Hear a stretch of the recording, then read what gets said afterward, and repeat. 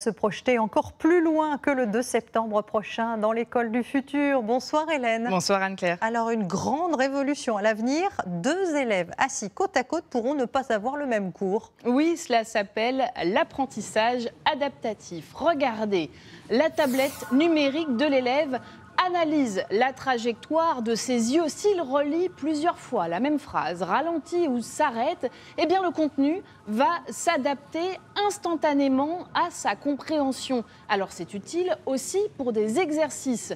2 élèves assis côte à côte auront la même question. L'un répond correctement, son voisin se trompe. Eh bien là aussi, l'algorithme va modifier instantanément la question suivante. Pour celui qui s'est trompé, eh bien, il aura des questions similaires jusqu'à ce qu'il ait compris. Celui qui avait réussi, lui, aura des questions pour aller un peu plus loin, un peu plus difficiles, afin qu'il ne s'ennuie pas. Alors cela permet à l'enseignant d'avoir un peu plus de temps à consacrer à chacun, et cela permet aussi de savoir en temps réel, sans avoir à attendre la prochaine interro, les notions qui posent problème et à quel élève.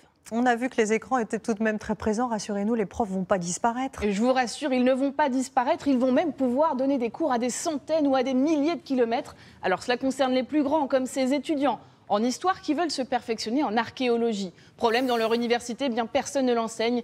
La solution, la voici. Un hologramme, l'enseignant peut ainsi apparaître n'importe où. Alors c'est mieux que la vidéo parce que ça permet par exemple, vous le voyez, d'étudier en détail des objets. Alors le ressenti pour ces étudiants est assez proche d'une présence réelle humaine et surtout cela permet une meilleure attention et donc un meilleur apprentissage. Et puis la technologie, elle va aussi s'inviter à la cantine. Et oui, et là, c'est la reconnaissance faciale qui va faciliter les repas. Vous le voyez, l'élève va être identifié dans la file d'attente. S'il est par exemple allergique à l'œuf, eh bien on ne lui proposera pas de quiche ou de pâtisserie dans son assiette.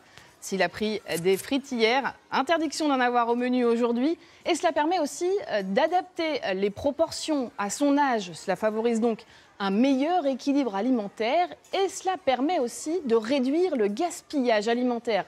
Alors c'est loin d'être un gadget quand on sait qu'un tiers du contenu du plateau de notre enfant termine à la poubelle. Merci beaucoup Hélène pour cette démonstration.